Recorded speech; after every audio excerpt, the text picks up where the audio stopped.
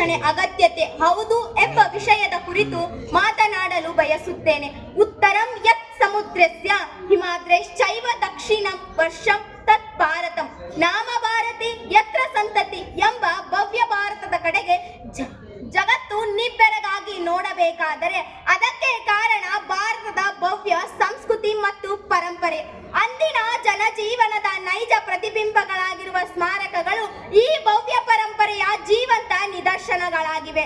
ಭಾರತದ ಅತ್ಯುತ್ತಮ ವಾಸ್ತುಶಿಲ್ಪದ ಅದ್ಭುತಗಳಾದ ಆಗ್ರಾದ ತಾಜ್ ಮಹಲ್, ದೆಹಲಿಯ ಕೆಂಪು ಕೋಟೆ, ರಾಜಸ್ಥಾನದ ಜೈಪುರ್, ಪಂಜಾಬಿನ ಸ್ವರ್ಣ ಮಂದಿರ, ಮಹಾರಾಷ್ಟ್ರದ ಅಜಂತಾ ಎಲ್ಲೋರ, ಕರ್ನಾಟಕದ ಬೇಲೂರು, ಹಳೆಬೀಡು, ಮೈಸೂರು, ತಮಿಳುನಾಡಿನ ಕಂಚಿ, ಕನ್ಯಾಕುಮಾರಿ ಅಲ್ಲದೆ ಯುನೆಸ್ಕೋ ಗುರುತಿಸಿಕೊಂಡಿರುವ ವಿಶ್ವ ಪಾರಂಪರಿಕ ಸ್ಥಳಗಳು ಭಾರತದ ಅದ್ಭುತ ಕಲಾ ವೈಭವವನ್ನು ಸಾರುತ್ತವೆ. ಫರ್ಗ್ಯೂಸನ್ ಎಂಬ ಕಲಾ ವಿಮರ್ಶಕರು ಹೇಳಿರುವಂತೆ ಸೂಕ್ಷ್ಮ ಕೆತ್ತನೆಯ ಕೌಶಲ್ಯವನ್ನು ಇಡೀ ಜಗತ್ತಿನ ಶಿಲ್ಪವನ್ನು ಮೀರಿಸುವ ಸ್ಮಾರಕಗಳು ಭಾರತದಲ್ಲಿವೆ. ಹಿಂದೂ ಪೌರಾಣಿಕ ಪ್ರಪಂಚವೇ ಇಲ್ಲಿ ಕಲ್ಲಿನ ರೂಪದಲ್ಲಿ ಜೀವಂತವಾಗಿ ಮೈತೆಳೆದಿದೆ ಎಂದು ಹೇಳಬಹುದು. ಕೈ ಮುಗಿದು ಒಳಗೆ ಬಾ ಯಾತ್ರಿಕನೇ, ಶಿಲೆಯಲ್ಲವಿ ಗುಡಿಯು ಕಲೆಯ ಬಲೆಯು ಎಂದು ರಾಷ್ಟ್ರಕವಿ ಕುವೆಂಪು ಅವರು ತಮ್ಮ ಭಾವಪೂರ್ಣ ಕವನದ ಒಂದೇ ಒಂದು ಸಾಲಿನಲ್ಲಿ ಶಿಲ್ಪಕಲೆಗೆ ಸೂಕ್ತ ಗೌರವ ಮತ್ತು ಮನ್ನಣೆಯನ್ನ ನೀಡಿದ್ದಾರೆ. ಭಾರತದಲ್ಲಿನ ಸ್ಮಾರಕಗಳನ್ನು ನೋಡಿದಾಗ ಕುವೆಂಪು ಅವರು ಹೇಳಿರುವಂತೆ ಪ್ರತಿಯೊಬ್ಬ ಪ್ರವಾಸಿಗನು ಶಿಲ್ಪಿಯ ಕಲಾತ್ಮಕತೆಗೆ ತಲೆಬಾಗಿಯೇ ಬಾಗುತ್ತಾನೆ. ಭಾರತದಲ್ಲಿನ ರಮಣೀಯ ಕಲಾ ವೈಭವವು ಲಕ್ಷಾಂತರ ಪ್ರವಾಸಿಗರನ್ನು ಕೈ ಬೀಸಿ ಕರೆಯುತ್ತಿದೆ. ಪ್ರವಾಸೋದ್ಯಮವು ನಮ್ಮಲ್ಲಿ ಕೋಟ್ಯಾಂತರ ರೂಪಾಯಿ ಆದಾಯ ತರುವ ವಲಯವಾಗಿದೆ. ಕೋಟ್ಯಾಂತರ ಜನರು ಈ ವಲಯವನ್ನು ಅವಲಂಬಿಸಿದ್ದಾರೆ. ರೆಸ್ಟೋರೆಂಟ್ ಮತ್ತು ಹೋಟೆಲ್ಗಳಲ್ಲಿನ ಕೆಲಸಗಾರರಿಂದ ಹಿಡಿದು ಐತಿಹಾಸಿಕ ಸ್ಮಾರಕಗಳಲ್ಲಿನ ಮಾರ್ಗದರ್ಶಿಗಳು, ವಾಹನ ನಿರ್ವಾಹಕರು, ಸ್ಮಾರಕ ನೋಡಿಕೊಳ್ಳುವವರು, ಅಂಗಡಿಯ ಮಾಲೀಕರವರೆಗೂ ಹಲವಾರು ಜನರ ಬದುಕು ಪ್ರವಾಸೋದ್ಯಮವನ್ನೇ ಅವಲಂಬಿಸಿದೆ. ಆದ್ದರಿಂದ ಇದು ಭಾರತದ ಆರ್ಥಿಕ ಬೆಳವಣಿಗೆಗೆ ಪೂರಕವಾಗಿದೆ ಎಂದು ಹೇಳಬಹುದು.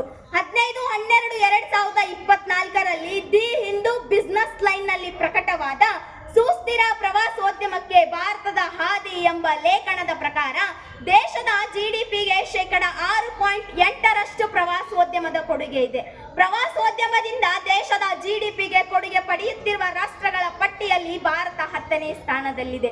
2023ರಲ್ಲಿ ಪ್ರವಾಸೋದ್ಯಮದಿಂದ ದೇಶದ ಜಿಡಿಪಿಗೆ $199.6 ಶತಕೋಟಿ ಆದಾಯ ಬಂದಿದ್ದು, ಇದು 2028ರ ವೇಳೆಗೆ $512 ಶತಕೋಟಿ ತಲುಪುವ ಸಾಧ್ಯತೆ ಇದೆ.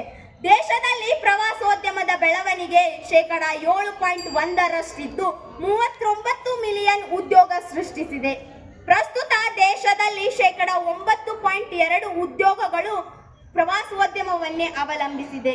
ದೇಶದಲ್ಲಿ ವಿದೇಶಿ ಪ್ರವಾಸಿಗರ ಸಂಖ್ಯೆ 2022ರಲ್ಲಿ 6.43 ಇದ್ದು, ಇದು 2023ಕ್ಕೆ 9.24 ಏರಿಕೆಯಾಗಿದೆ. ವಿದೇಶಿ ವಿನಿಮಯದ ಗಳಿಕೆ 28.1 ಕೋಟಿ ರೂಪಾಯಿ ಆದಾಯ ತಲುಪಿದೆ. 2023ರಲ್ಲಿ ಅಂತಾರಾಷ್ಟ್ರೀಯ ಪ್ರವಾಸಿಗರ ಸಂಖ್ಯೆ 22 ಮಿಲಿಯನ್ ಇದ್ದು, ಇದು 2030ಕ್ಕೆ 30.5 ಮಿಲಿಯನ್ ತಲುಪುವ ನಿರೀಕ್ಷೆ ಇದ್ದು, ಕೇವಲ ಎಂಟ್ರೆನ್ಸ್ ಟಿಕೆಟ್ನಿಂದ 252.45 ಕೋಟಿ ರೂಪಾಯಿ ಆದಾಯ ಬಂದಿದೆ ಎಂದು ಸಂಸತ್ತಿನಲ್ಲಿ ಪ್ರಸ್ತಾಪಿಸಲಾಗಿದೆ. ಈ ಮೇಲಿನ ಅಂಕಿಅಂಶಗಳನ್ನು ಗಮನಿಸಿದಾಗ ಪ್ರವಾಸೋದ್ಯಮವು ಭಾರತದ ಆರ್ಥಿಕ ಬೆಳವಣಿಗೆಗೆ ಹಿಡಿದ ಕೈಗನ್ನಡಿಯಾಗಿದೆ. ಪ್ರಸ್ತುತ ಜನವರಿ 25 ಭಾರತದಲ್ಲಿ ಪ್ರವಾಸೋದ್ಯಮದ ದಿನವನ್ನಾಗಿ ಆಚರಿಸಲಾಗುತ್ತದೆ.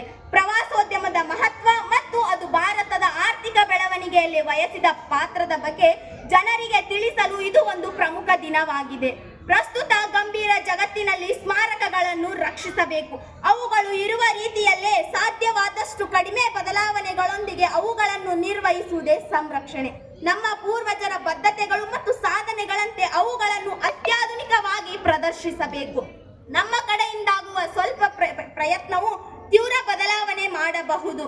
ಅದು ಭೂತ, ವರ್ತಮಾನ ಮತ್ತು ಭವಿಷ್ಯದಲ್ಲಿಯೂ ಸಹ ರಾಷ್ಟ್ರ ಮತ್ತು ಪ್ರಪಂಚದ ಜನರನ್ನು ಭಾರತಕ್ಕಾಗಿ ಸಂತೋಷ ಪಡಿಸುತ್ತದೆ. ಆದ್ದರಿಂದ ಐತಿಹಾಸಿಕ ಸ್ಮಾರಕಗಳು ನಮ್ಮ ಪೂರ್ವಜರು ನಮಗೆ ನೀಡಿರುವ ಕೊಡುಗೆಯಾಗಿರದೆ ಅದು ಮುಂದಿನ ಪೀಳಿಗೆಗೆ ತೀರಿಸಬೇಕಾದ ಸಾಲವಾಗಿದೆ. ಇತಿಹಾಸದ ಹಿಮದಲ್ಲಿನ ಸಿಂಹಾಸನ ಮಾಲೆಯಲ್ಲಿ ಗತಸಾಹಸ ಸಾರುತ್ತಿರುವ ಶಾಸನಗಳ ಸಾಲಿನಲ್ಲಿ, ಓಲೆಗರಿ ಸಿರಿಗಳಲ್ಲಿ, ದೇಗುಲಗಳ ಭಿತ್ತಿಗಳಲ್ಲಿ ನಿತ್ಯೋತ್ಸವ ತಾಯಿ ನಿತ್ಯೋತ್ಸವ ಎಂಬ ಕವಿಯ ವಾಣಿಯಂತೆ ಸ್ಮಾರಕಗಳು ಪ್ರವಾಸರಿಗೂ ಮತ್ತು ಭಾರತದ ಆರ್ಥಿಕ ಬೆಳವಣಿಗೆಗೂ ನಿತ್ಯ ಉತ್ಸವವಾಗಲಿ ಎಂದು ಬಯಸುತ್ತಾ ನನ್ನ ಮಾತಿಗೆ ಪೂರ್ಣ ವಿರಾಮವನ್ನು ನೀಡುತ್ತೇನೆ. ಜೈ ಹಿಂದ್.